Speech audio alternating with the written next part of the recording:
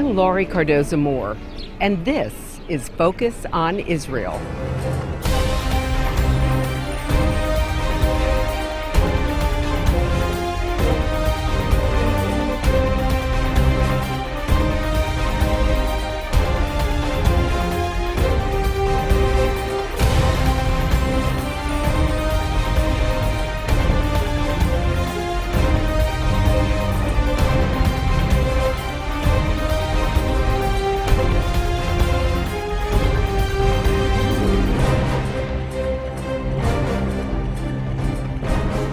And welcome to Focus on Israel.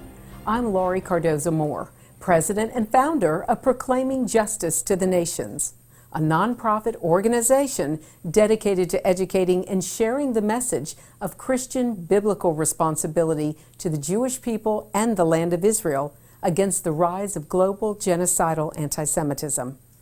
Today we're going to be looking into the controversy behind the settlements in Judea and Samaria. Do you know why this little piece of land, now incorrectly called the West Bank, has become a focal point of dispute and the center of the world's attention? To help you better understand the history and politics of the settlements, I'd like to show you a video piece produced by our friends at Stand With Us, a highly respected pro-Israel organization. It's hosted by Danny Ayalon, a former deputy foreign minister and Israeli ambassador to the U.S.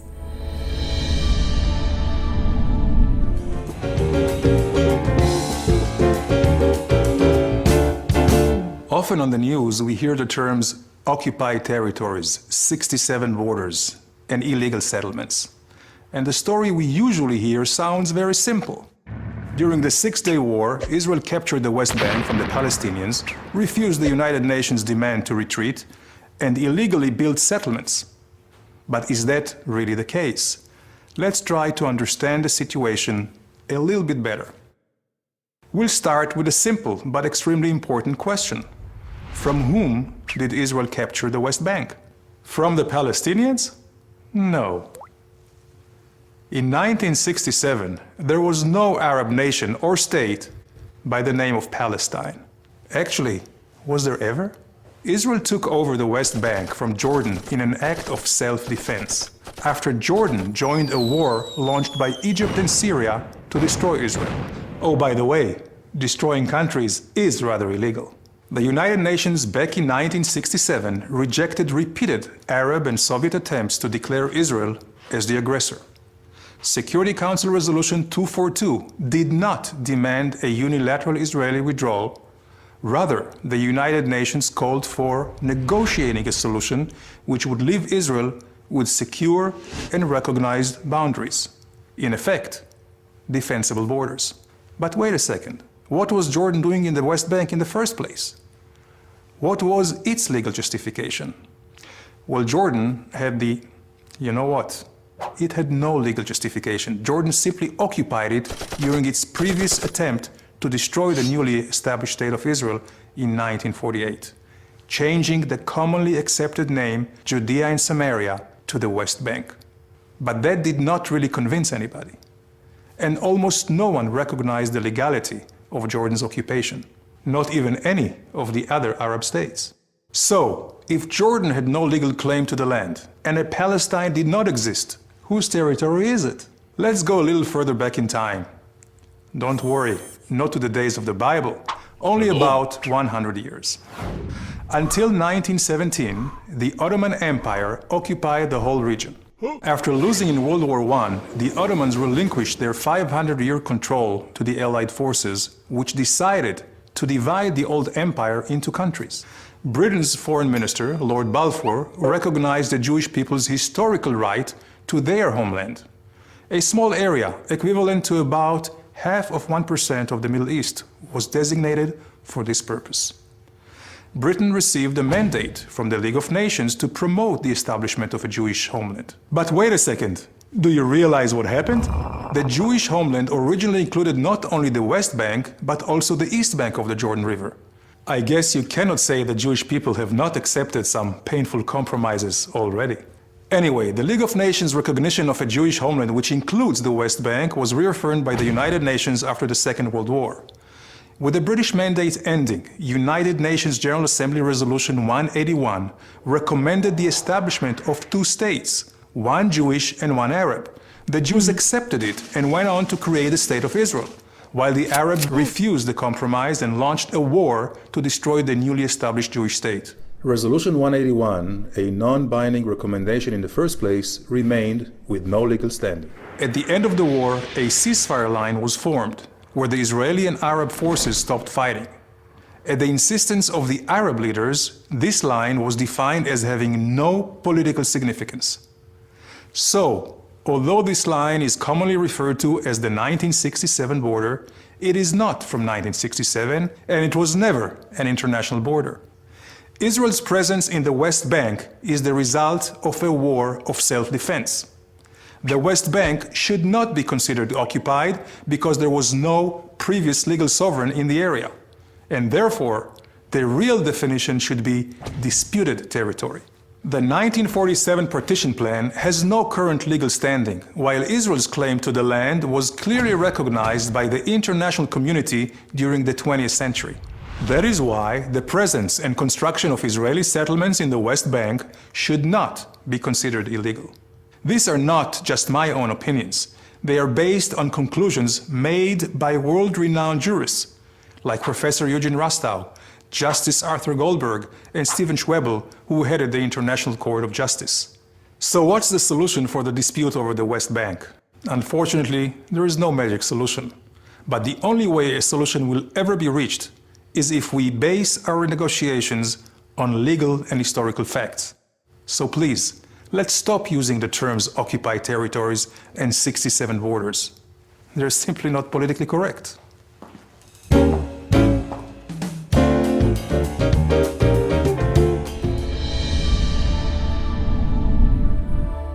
I pray you were enlightened and hopefully a bit entertained by that well-made documentary cartoon.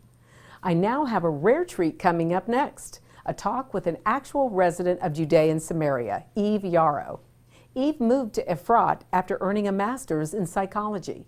Her pro-Israel activity began in her native Los Angeles and has only deepened with her life's connection to Israel. Since the early 90s, she has made an impact as a passionate spokesperson of the right of Jews to live in this part of their ancient homeland. Eve presently hosts a weekly radio show on Israel National Radio with a global audience of Jews and non-Jews alike. My name is Eve Harrow. I live in Efrat, which is in Gush Etzion, the Etzion block between Bethlehem and Hebron. I am married. I have 7 children and 4th grandchild on the way. And what I do mainly for these children and these grandchildren is I'm a passionate advocate of the right of Jews to live in all parts of the land of Israel. I've been doing that pretty much since we moved here in 1988. I have a master's degree in psychology, but I ended up really focusing on this because I saw that the truth is just not making its way out there. And the lives that we were leading, the so-called settlers who are the big obstacles to everything, were not at all quite the opposite. And so I've really devoted my life right now to trying to get the word out. And I'm also a tour guide through the Israel Ministry of Tourism, which gives me an opportunity to go all through Israel with people and show them the country and how beautiful it is. And never has someone left disappointed, ever. The British mandate for Palestine was all of what's Israel today, and Judea and Samaria, and the entire country of Jordan. And that's where the Jews were supposed to have a homeland, and the world had accepted that and had agreed with that. Balfour Declaration, San Remo Conference, a lot of history in there.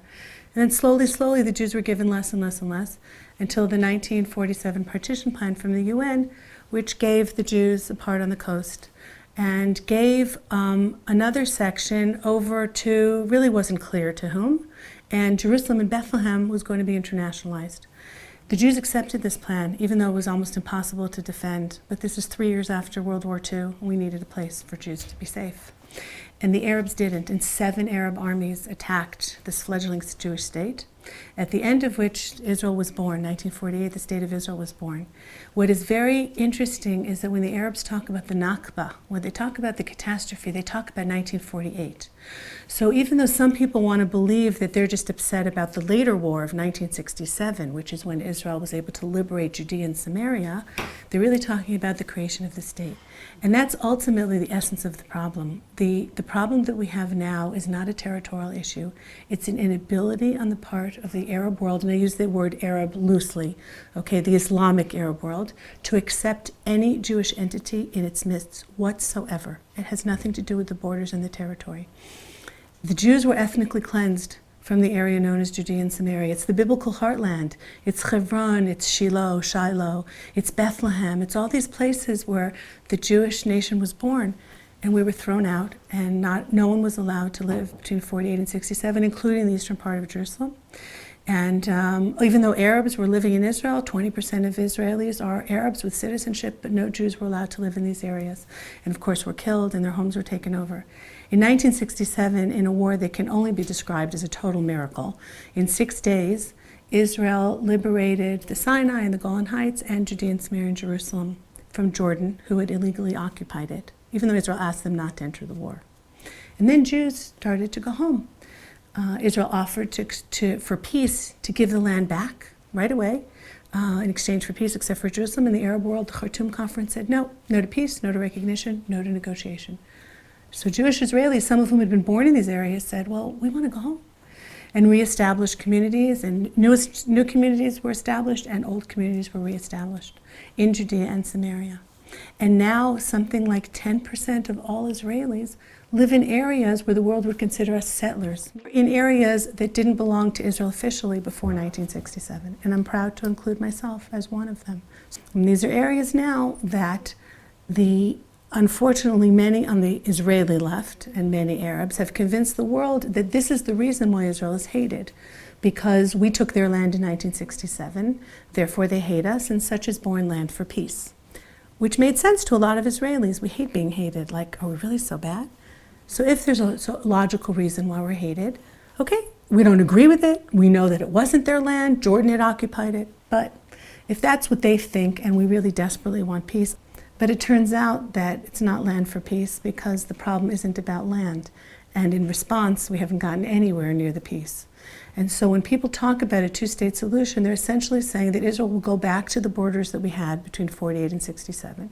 And Judea and Samaria, and quite possibly Jerusalem and all its holy sites as well, will be formed a so-called Palestinian state, which we know will be an enemy state of Israel. We've had the preview in Gaza, and one of the things that bothers me so much is that we don't listen to the other side.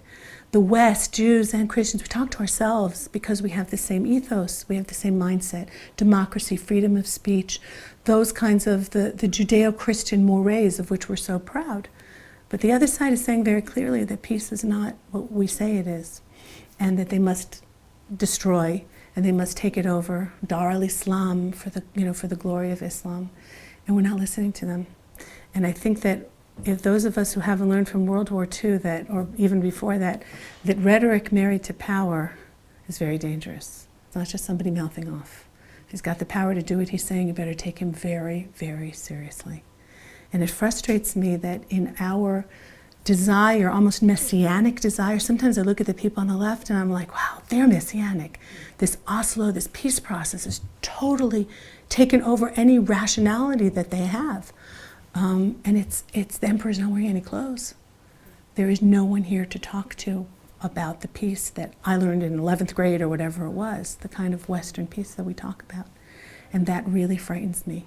We're not dealing with reality, and the price that we're going to pay is going to be very, very high.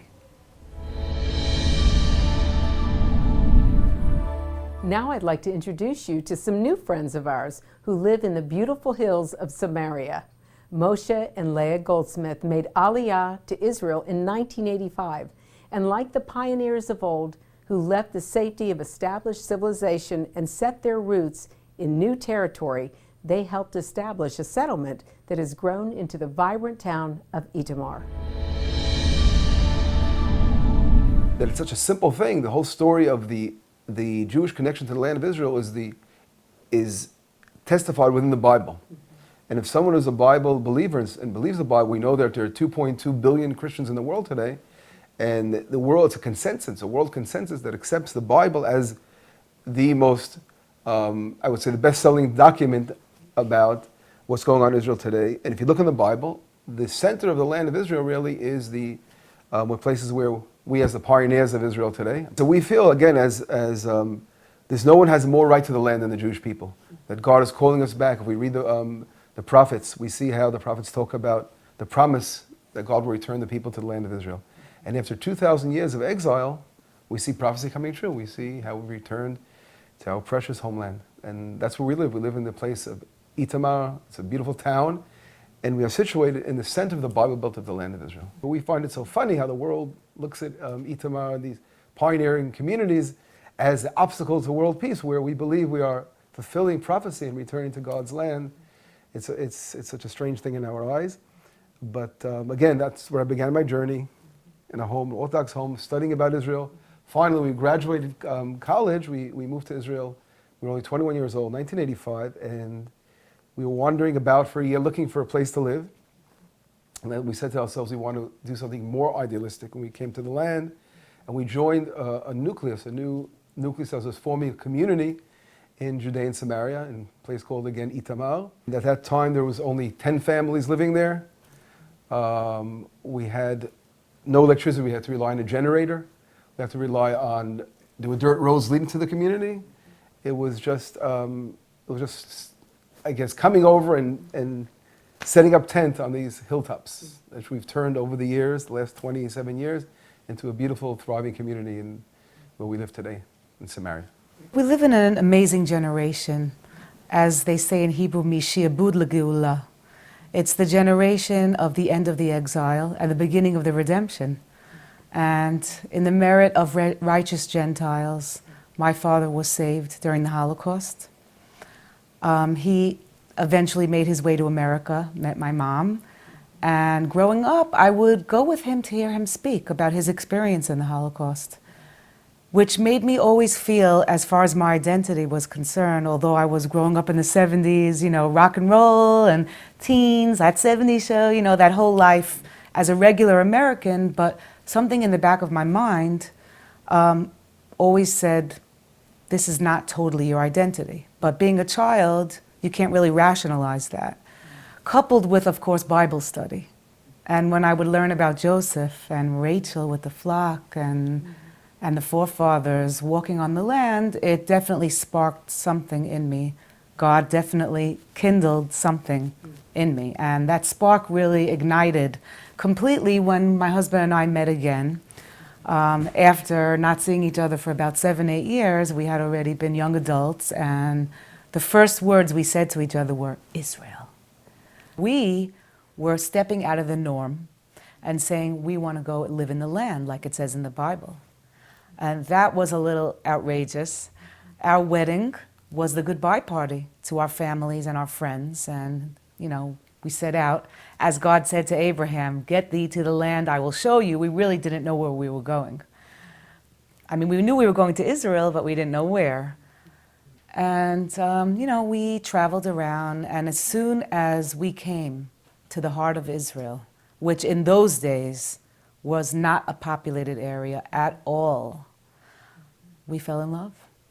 We were looking at Joseph, Gideon, Abraham. In every direction, we were seeing the Bible.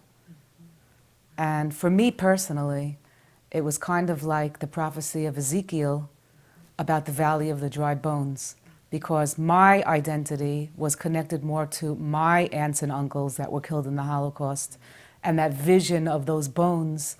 But suddenly those bones made a great noise. And that was the great noise of us walking on the land. It's been an amazing testimony to see the land turn from gray to green, and to actually live in the generation of the land coming back to life. It's been amazing. The biblical significance of our area Itamar is that it's really the first place that Abraham made his way to when he came into the land of Israel. As we all know, if you read your Bible stories, Abraham came from Mesopotamia, and he was told by God to leave his homeland, leave his father's house and go to the land that I will show you. That was one of his tests. We say that Abraham was tested with 10 different trials, and one of them was going to a land, think about it, not knowing where you're going to. And well, anyway, Abraham makes his way along the beautiful valleys leading to something called the Yabok crossing, the Jabbok crossing mentioned in the Bible, as we know, that ancient route through Jacob, who took that same route when he wrestled with the angel. And he comes across that crossing, which crosses over the Jordan River as well, and makes his way up the mountain.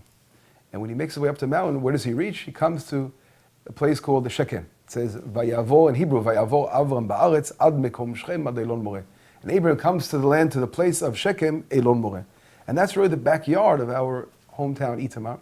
So these historical prophecies came true in our backyard. And that's why it's so meaningful to us, living there. If you could visualize the map of Israel, so we have the Jordan running on the east, and we have the coast on the west. Pretty small country, the size of New Jersey. But right in the center of that country comes up like a cone, a mountainous area running up and down. And that's the heartland of Israel. That's what the world calls a different place. The world calls it the West Bank.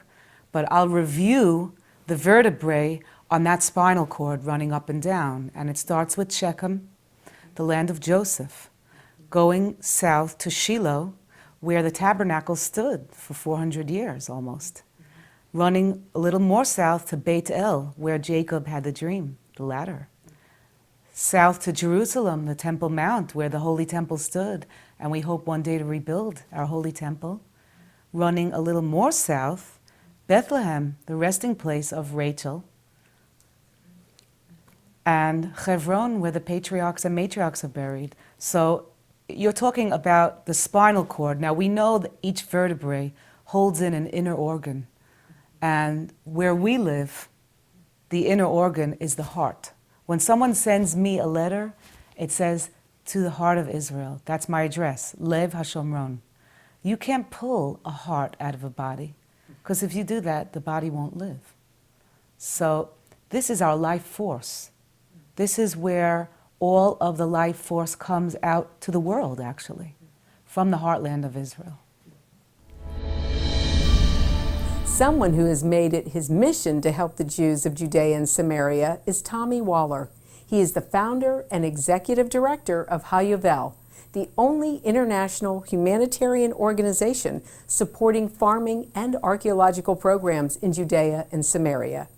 Each year, Harrow brings a growing number of volunteers to the biblical heartland to serve local farmers. Tommy explains the strategic need for Israel to keep this piece of property that God promised to the Jewish people thousands of years ago. The first settlements began back in the 1800s. You know, they had they started the whole settlement movement. But after 1967, and the war, the 6-Day War, we got access again to the mountains of Israel, what we were talking about. But it was they were slow. People weren't just running to the mountains and trying to set up a town, just claiming their land. You'd think, after 1967, everybody, wow, what a miracle. And we'll just run and go settle these mountains and take back the land that God promised us through Abraham, Isaac, and Jacob. What happened is that they were lazy, and I say that in a good way, but they were slow. Everybody was happy doing what they were doing in their own town, whether it was Tel Aviv or in Jerusalem or outside the Green Line. They were happy, but something happened. 1973, the Yom Kippur War, and that war got Israel's attention. And because in 1967, after 1967, Israel began to think that it was undefeated. I mean, we couldn't be beat. We were invincible. Nothing could happen to us. And we didn't have anything to worry about. We'll take the land when we get ready to take the land. But nobody was doing it. Nobody was really pushing it. But in 1973, the war was totally different. It was, Israel almost lost that war. And that would have been devastating to Israel, to the whole nation. Syria was coming in And it happened on the holiest day of the year, the Yom Kippur. Nobody was ready for it, and they had to scramble. And it was just they eked out a victory. I mean, literally through a miracle. It was a miracle, but it wasn't in 6 days. They lost a lot of people. After that, the people of Israel said, "Well, wait a minute. We can't wait on this night on settling these mountains. We have to go now." And that initiated the drive with several people to go into these mountains, and they began to settle the communities. And it was a blessing, as it turns out. It was a serious blessing, because these people began to throw up tents. They began to settle on in these places and develop these little communities. And because they developed the communities, what happened later, especially under the Clinton administration, they developed the Oslo Accords. And so because of the growth of the settlement movement in the late 70s and in the 80s, early 80s, and then through the 80s, the Oslo Accord, when they came in, if they had not established those communities when they did, the Oslo Accord would immediately granted the Palestinians a state right away. A popular saying today is, "What would Jesus do?" Or even, "What would Jesus say?" In Acts 1:8, just before he rose to be with the Father, Jesus said, "You will be my witnesses in Jerusalem and in all Judea and Samaria and to the ends of the earth." So if we as Christians really want to do and say what Jesus did, then we should never again call this disputed piece of land the West Bank. That is the term used by the opposition. Well, that's our show for today. And I hope I've made it clear that the time to stand up is now. Be a leader in your community and in your church. One person can make a difference. Get involved with and support pro-Israel organizations such as PJTN. Call your elected officials. Let your leaders hear from you. Visit our website to learn more and sign up to receive free newsletters and action alerts. God bless you. We'll see you next time on Focus on Israel. To support this program, send your tax-deductible gift to Proclaiming Justice to the Nations, P.O. Box 682711, Franklin, Tennessee 37068. You can also support PJTN online. Visit pjtn.org or call 1-877-873-9020. Anti-Semitism has reached epic proportions, and Israel is now surrounded by nations who seek its destruction. For Israel to lose just one battle would mean losing everything. As Christians, it is our biblical responsibility to stand with our Jewish brethren and Israel. PJTN needs your help to reach more Christians with this urgent message. Please visit our website to become a member today and order our award-winning documentaries. You must decide that you won't be silent. Sign up now at pjtn.org. God bless you, and thank you for your support and prayers.